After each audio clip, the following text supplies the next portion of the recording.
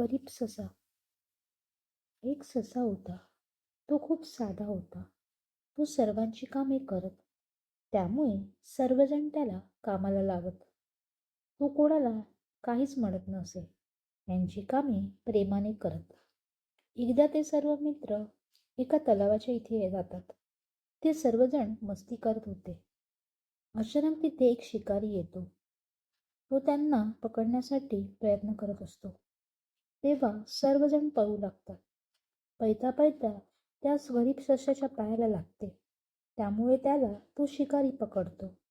त्याचे मित्र त्याला सोडून निघून जातात. त्यामुळे तो खूप दुःखी होतो. शिकारी घरी जायला निघतो तेव्हा त्याला वाटेत एक वाघ दिसतो.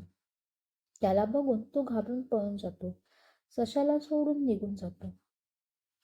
त्यामुळे सशाच्या त्याच्या तावडीतून सुटका होते. तो खूप आनंदी होतो. त्या दिवसापासून तो हुशारीने कामे करू लागतो. जो त्याला मदत करत त्यालाच तो मदत करत. जो त्याचा फायदा घेत त्याला तो त्यांच्याप्रमाणेच उत्तर देत. आता तो गरीब ससा नव्हता. आपले हक्क कसे मिळवायचे हे तो शिकलेला होता. त्यामुळे आता त्याचा कोणीच फायदा घेऊ शकत नव्हता. तात्पर्य: नेहमी साधं राहून आपले नुकसान करण्यापेक्षा हुशार होऊन आपली कामे करावीत. थँक्यू.